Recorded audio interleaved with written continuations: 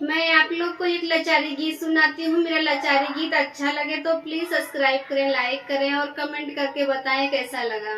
जाती रहे अपनी डगरिया, काहे के यार मारा नजरिया। जाती रही अपनी डगरिया, काहे के यार मारा नजरिया। जब सुनी पहिए मोरे बारे ससुर जी, जब सुनी पहिए मोरे बारे ससुर जी। हिर कै नादी है देवड़िया, हिर कै नादी है देवड़िया। काहे के यार मारा नजरिया, हिर कै नादी है देवड़िया। काहे के यार मारा नजरिया। जाती रहे अपनी डगरिया, जाती रहे अपनी डगरिया। काहे के यार मारा नजरिया।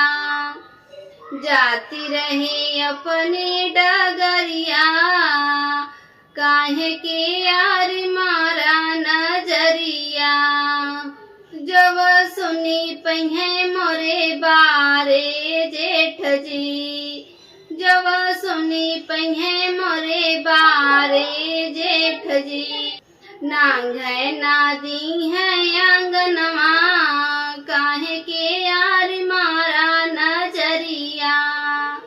नांगे नादी है आंगनवा, काहे के यार मारा नजरिया। जाती रहे अपनी डगरिया, काहे के यार मारा नजरिया। जाती रहे अपनी डगरिया, काहे के यार मारा नजरिया।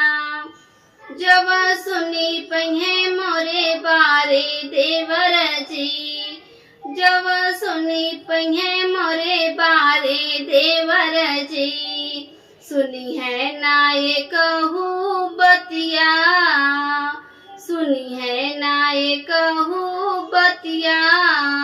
काहे के यार मारा नजरिया। जाती रहे अपनी डगरिया, काहे के यार मारा नजरिया। जाती रहे अपनी डगरिया, काहे के यार मारा नजरिया। जो सुनी पहिए मोरे बारे बलम जी, जब सुनी पहिए मोरे बारे बलम जी।